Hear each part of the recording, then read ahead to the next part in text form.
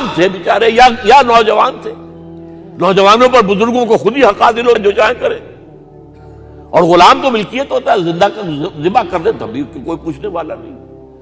تو جو بیت رہی تھی بلال پر, ابو فقیہ پر, زنیرہ پر, جو ان پر بیت رہی تھی, جو خباب پر بیت رہی تھی, جس طرح ہلاک کیا گیا ہے حضرت سمیہ کو, حضرت یاسر کو, یہ ساری تکلیفیں انہیں بھی تھی. لیکن کیا اس کا یہ بالواسطہ ایذا محمد کے لیے نہیں تھا صلی اللہ علیہ وسلم. آپ کے ساتھی آپ کے جانثار ہیں, لیکن آپ ان سے بھی کیا کہیں, فصبروا فصبروا فصبروا. جب ابو جہل بدترین ٹارچر کر رہا تھا حضرت سمیہ اور حضرت یاسر کو رضی اللہ تعالی عنہما, آپ کے علم میں ہے کیسی کیسی ٹارچر کی ہے. جوان بیٹے کو باندھ دیا ایک ستون کے ساتھ, اس کی نگاہوں کے سامنے برہنہ کیا ہے ماں کو.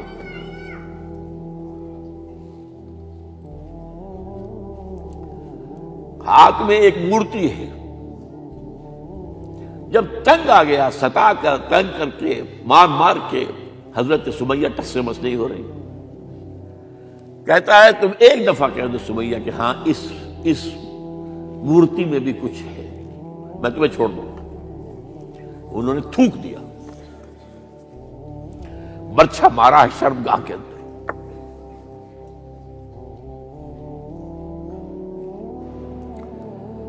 کتنی تکلیف پہنچی ہوگی حضور کو, لیکن آپ گزر رہے. اصبروا یا آل یاسر فإن موعدکم الجنہ. اے یاسر کے گھر والوں صبر کرو, تمہارے استقبال کی تیاریاں ہو رہی ہیں جنت. یہ سیرت کوئی بناتا سناتا ہے, یہ سیرت. یاسر کے ساتھ کیا کیا ہے, 4 اونٹ نر سانڈ, اور ان کے ساتھ رسے باندھ کر ایک رسے سے ان کا ایک بازو باندھا, ایک سے دوسرا بازو, ایک سے ایک ٹانگ, دوسرے سے دوسری ٹانگ. انہیں دوڑایا ہے کہ پرکھتے اڑ جیسے قسم کے. یہ دین ایسے ہی قائم نہیں ہوا. عدل و انصاف کا نظام ٹھنڈے ٹھنڈے قائم نہیں ہوتا, گھر میں آرام سے بیٹھے ہوئے قائم نہیں ہوتا. اور سنیے, 3 برس شیب بنی ہاشم کے تو قید ہے, 3 برس. اور یہاں کی قید پر قیاس نہ کریں. یہاں تو جیل میں کھانے کو ملتا ہے, راشن ملتا ہے, جیسا بھی ملتا تو ہے نا. اور لیڈروں کے لیے تو class A class B class ہے. تو ان کا تو لیڈر تو لوگ جب آتے ہیں جیل کاٹ کر معلوم ہوتا ہے کہ شاید کسی صحت افزا مقام سے تشریف لا رہے ہیں. وہاں کیا تھا, ٹوٹل بائیکاٹ. ایک گھاٹی, ادھر پہاڑ ادھر پہاڑ, دونوں طرف جو ہے پہرے, کوئی کھانے پینے کی چیز اندر نہیں جائے گی. اور پورا خاندان بنی ہاشم, وہ بھی کہ جو ایمان نہیں لائے, وہ قبائلی زندگی تھی نا. بنو ہاشم چونکہ حضور کو پشت پناہی چھوڑنے کو تیار نہیں ہوئے, ابو طالب نے آخری وقت تک بھی ساتھ نہیں چھوڑا. ہاں آخری وقت کے قریب ایک بات ہو گئی تھی. ایک مرتبہ تو ہوا کہ وفد آیا ہے قریش کا کہ اپنے بھتیجے کو روک لو, وہ ہمارے معبودوں کی توہین کرتا ہے. ابو طالب نے بلایا اور آپ سے کہا کہ یہ کچھ اپنے رویے کو بدلے. آپ نے فرمایا چچا جان, اب تو چاہے یہ میرے ایک ہاتھ پر سورج اور دوسرے پر چاند رکھ دے, میں اپنے اس مشن کو چھوڑ نہیں سکتا. یہ ہے استقامت. اور ابو طالب کے عین انتقال کے وقت جو معاملہ ہوا, جب وفد آیا ہے کہ ٹھیک ہے اب ہمارا جو ہے صبر کا پیمانہ لبریز ہو گیا ہے, اب ٹھیک ہے آ جاؤ میدان میں, تم بھی ساتھ چھوڑنے کو تیار نہیں ہو. ابو طالب نے بلایا اس کو, بھتیجے مجھ پر اتنا بوجھ نہ ڈالو جو میں برداشت نہ کر سکوں.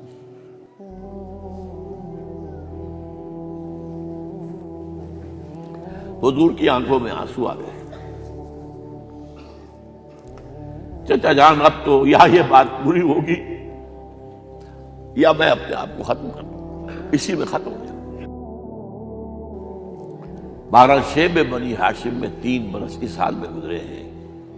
ٹوٹل بائیکاٹ، کوئی کھانے پینے کی نہیں۔ کچھ لوگ تھے شریف النفس، مثلا حکیم بن حزام تھے رضی اللہ تعالیٰ، اور بعد میں ایمان لے آئے۔ حضرت خدیجہ کے وہ رشتے دار تھے، وہ پہاڑ پر چڑھ کر ایک طرف سے رات کی تاریکی میں، دونوں دروازے تو بند ہیں، پہاڑ پر چڑھ کر چوٹی سے نیچے اتر کے کوئی چیزیں کھانے پینے کی دے آئے تو دے آئے، بس صلی اللہ علیہ وسلم۔ کوئی اور ایک آدھ ہوگا ایسا۔ یہاں تک نوبت آئی ہے کہ بنی ہاشم کے یہ پھول جیسے بچے معصوم بھوک سے بلبلا رہے ہیں، اور اس کے سوا کچھ نہیں ہے کہ سوکھے چمڑے ابال کر اس کا پانی ان کے حلق میں ٹپکا دیا جائے۔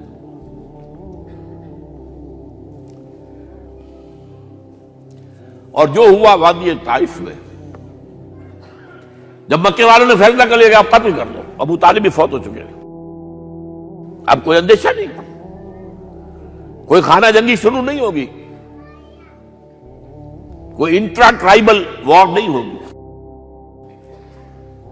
تو آپ طائف گئے ہیں۔ شاید وہاں کے 3 سردار تھے بڑے، اور یہ طائف اصل میں قریشی کا سمجھیے کہ یہ ان کا گرمیوں کا یہ صحت افزا مقام تھا۔ یہ تمام جو سردار تھے مکے کے، ان کی جائیدادیں وہاں تھی، باغات تھے،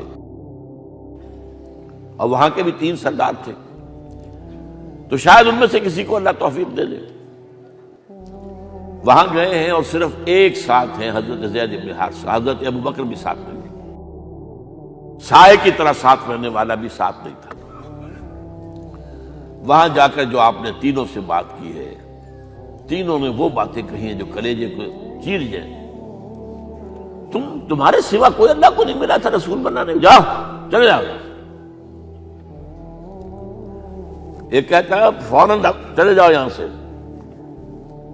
اس لیے کہ ہو سکتا ہے کہ تم سچے ہو تو کہیں میں تمہاری توہین نہ کر دوں، اور یہ بھی ہو سکتا ہے تم جھوٹے ہو تو جھوٹے کو میں منہ نہیں لگانا چاہتا۔ 3 دن کی یہ سختی، اور اس میں کیا ہو رہا ہے، اسٹریٹ ارچنز جو کہلاتے ہیں ہمارے یہاں، ٹھوکرے گلیوں کے، انہیں اشارہ کر دیا ذرا ان کی خبر لو، اب وہ پتھراؤ کر رہے ہیں۔ جیسے ہمارے ہاں کوئی آ جاتا ہے، کوئی نیم پاگل یا کوئی اور کسی طرح کا مست قسم کا آدمی، اور اس کے اوپر چھوکرے چاروں طرف ہوں اور ستا رہے ہوں، یہ نقشہ تھا، اور طائف کی گلیاں تھیں، اور محبوب رب العالمین تھے۔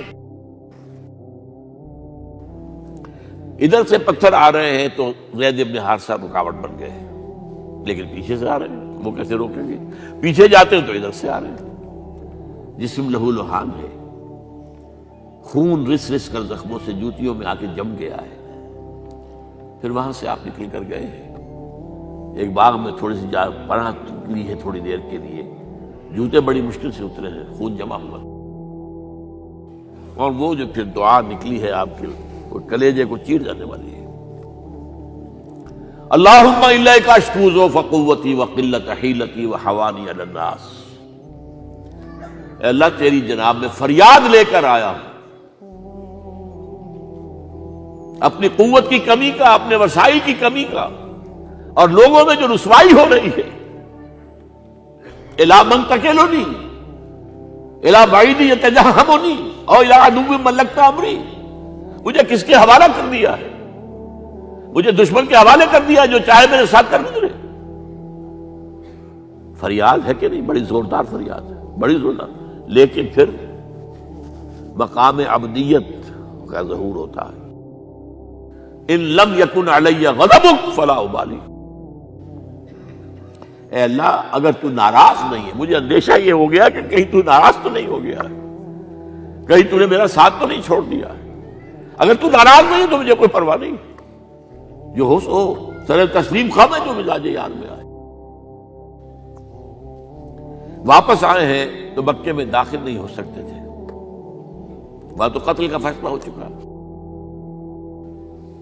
باہر ہی آپ نے ڈیرا لگایا، زید بن حارثہ کو بھیجا، فلاں شخص کے پاس جاؤ کہ تم اگر امان میں لے لو محمد کو تو محمد آ جائیں، تمہیں تو میری یہ پوزیشن نہیں ہے، میں قریش کے مقابلے میں امان نہیں دے سکتا۔ دوسرے کے پاس بھیجا، اس نے بھی کچھ ایسے جواب دے دیا۔ تیسرے کے پاس جب گئے حضرت زید، مطعم بن عدی، اس نے کہا ٹھیک ہے، میں امان دیتا ہوں محمد کو، وہ آ جائے مکے میں۔ حضور سے آگے کہا، حضور نے فرمایا نہیں جا کر کہو، آ کر لے کر جا۔ کیوں؟ کیا پتا اچانک جو ہے میرے داخل ہوتے ہی کوئی مجھ پر حملہ کرے، قتل کر دے۔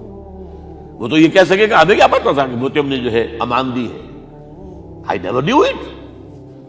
اب یہ قبیلے کے اندر یہ ہوتا تھا کہ ایک نے امان دے دی، سب کی طرف سے امان۔ لہذا حضور نے فرمایا آ کر لے کر جاؤ۔ وہ اپنے 6 بیٹوں کو ہتھیار سجا کر لے کر آیا ہے، اور پھر لے کر گیا حضور کو، کہتا ہوا گزر رہا ہے راستے میں، لوگوں سن لو محمد میری امان میں ہے صلی اللہ علیہ وسلم۔ اس لیے آپ کو مکے کے اندر پھر 2-2.5 سال مزید رہنے کا موقع ملا ہے، اور اتنا بڑا احسان آپ نے مانا پھر مطعم بن عدی کا کہ غزوہ بدر میں جب 70 اسیر تھے قریش کے حضور کے پاس، تو آپ نے فرمایا تھا کہ اگر آج مطعم زندہ ہوتا اور وہ سفارش کرتا تو میں ان سب کو چھوڑ دیتا بغیر کسی فدیے کے۔ بہرحال یہ چند باتیں میں نے آپ کو بتائی، باقی تو یہ کہ غار ثور ہے کیسی کیسی، اور پھر غزوہ بدر سے پہلے کی رات ہے، اور وہ آپ کا زندگی کا طویل ترین سجدہ ہے اس میں، جہاں تک یہ الفاظ بھی آپ نے کہہ دیا، اللہ اگر کل یہ جو 313 یہاں جمع ہیں اگر یہ ختم ہو گئے تو پھر قیامت تک تیرا نام لینے والا کوئی نہیں ہوگا، میں آخری رسول اور میری یہ 15 برس کی کمائی ہے۔ اس پر کہا حضرت ابوبکر نے، وہ پیردار کی حیثیت سے کھڑے تھے، کہ حسبک حسبک، حضور بس کیجئے بس کیجئے۔ بہرحال بدر ہے، احد ہے، زخمی ہوئے ہیں، دندان مبارک شہید ہوئے ہیں، خون اتنا بہا ہے کہ بے ہوش ہو گئے ہیں، اور خبر اڑ گئی ہے کہ آپ شہید ہو گئے۔ یہ سب کچھ، اور سب سے بڑھ کر حمزہ کی لاش سامنے آئی، کیسی لاش، ناک کٹی ہوئی ہے، کان کٹے ہوئے ہیں، پیٹ چاک کر کے کلیجہ چبایا ہوا ہے، کس طرح برداشت کیا ہوگا آپ نے؟ اپنے اوپر تاری کر کے دیکھیں، یہ حمزہ کون ہے؟ چچا ہے، دودھ شریک بھائی ہے، خالہ زاد بھائی ہے، ساتھ کا کھیلا ہوا ہمجولی ہے، اور اس کی لاش ہے۔ جو قلب اطہر پر بیت رہی تھی وہ مدینے میں آ کر ایک ہرا ماحول بدلا ہوا تھا، تب وہ بات سامنے آ گئی۔ جب آپ مدینے واپس تشریف لائے ہیں تو ظاہر بات ہے کہ زیادہ انصار کے لوگ تھے جو شہید ہوئے تھے۔ بدر میں مہاجرین تو میرے خیال ہے 1/4 تھے نمبر کے اندر، 3/4 تو انصاری تھے۔ اسی طریقے سے احد کے اندر معاملہ ہے، تو مختلف گھروں سے عورتوں کے بین کرنے کی آوازیں آ رہی تھی، اس لیے کہ اس وقت تک بین کرنا حرام نہیں قرار دیا گیا تھا، ممنوع نہیں تھا۔ آوازیں سن کر حضور کی زبان مبارک سے نکل گیا، اما حمزہ تو فلا بواکی لہو، ہائے حمزہ کے لیے تو کوئی رونے والی بھی نہیں ہے۔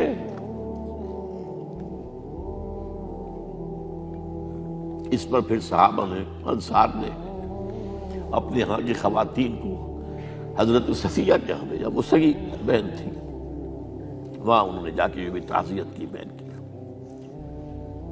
غزوہ احزاب کا آپ نے سن لیا، اسوہ رسول پر نہ معلوم کیا کیا باتیں چیز لوگوں میں مشہور ہو گئی ہیں۔ اسوہ کا لفظ آیا کہاں ہے قرآن میں؟ سورہ احزاب میں۔ وہ اسوہ کیا تھا؟ جب خندق کھودنے کا فیصلہ ہوا ہے تو خندق کھود رہی ہے، حضور بھی لگے ہوئے ہیں، بھاری بھاری پتھر اٹھا کر کندھے پر لا کر باہر پھینک رہے ہیں، پتھریلی زمین تھی، ایک پتھر کسی سے ٹوٹا نہیں تھا، تو حضور نے جو ہے 3 دفعہ جو اس کی ضرب لگائی تب ٹوٹا ہے۔ لیکن یہ کہ کئی دن کے فاقے ہو چکے تھے، کھانے کو کچھ نہیں، پورا محاصرہ تھا، 12,000 کا لشکر گھیرے ہوئے، یہاں تک کہ آپ کو معلوم ہے کہ گھروں کے اندر بیت الخلا تو نہیں ہوتے، باہر جاتے تھے قضاء، اس کا کوئی امکان نہیں۔ شدید ترین آزمائش جو ہوئی ہے اس کا نتیجہ ایک طرف یہ نکلا کہ منافقین کا نفاق ان کی زبانوں پر آ گیا۔ قرآن مجید میں ہے یہ، انہی آیات میں ما وعدنا اللہ ورسولہ الا غرورا، ہمیں تو اللہ اور اس کے رسول نے دھوکہ دے کے مروا دیا۔ ہم سے کہا تھا کہ قیصر و کسریٰ کے خزانے تمہارے قدموں میں آئیں گے، اور حال یہ ہے کہ اب رفع حاجت کے لیے باہر نہیں جا سکتے، کھانے کو کچھ نہیں۔ اس وقت کچھ صحابہ آئے ہیں حضور صلی اللہ علیہ وسلم سے، دیکھیے فاقے سے کمر دوہری ہوئی جا رہی ہے، ہم نے اپنے پیٹوں پر پتھر باندھے ہوئے، چادروں کے ساتھ پتھروں کسا ہوا تاکہ کمر سیدھی رہے۔ حضور نے اپنا کرتا مبارک اٹھا کر دکھایا، 2 پتھر میں، یہ ہے اسوہ، یہ ہے آپ کی سنت، آپ کا اسوہ حسنہ۔ لیکن اس اسوہ حسنہ سے فائدہ کون اٹھا سکتا ہے؟ لقد کان لکم فی رسول اللہ اسوۃ حسنۃ لمن کان یرجو اللہ والیوم الآخر وذکر اللہ کثیرا۔ اسوہ تو اپنی جگہ ہے، قرآن میں ہدایت سب کے لیے، ھدی للناس، لیکن فائدہ اٹھائیں گے صرف متقین، ھدی للمتقین، ہے سب کے لیے، اسوہ سب کے لیے ہے، لیکن استفادہ وہی کر سکے گا جو 3 شرطیں پوری کرے، اللہ اور یوم آخر پر ایمان اور اللہ کا ذکر کثرت کے ساتھ کرے۔ بہرحال یہ میں نے آپ کے سامنے اس حوالے سے رکھا ہے، یہ اسوہ جو ہے حضور کا، یہ ہم پر اتمام حجت ہے۔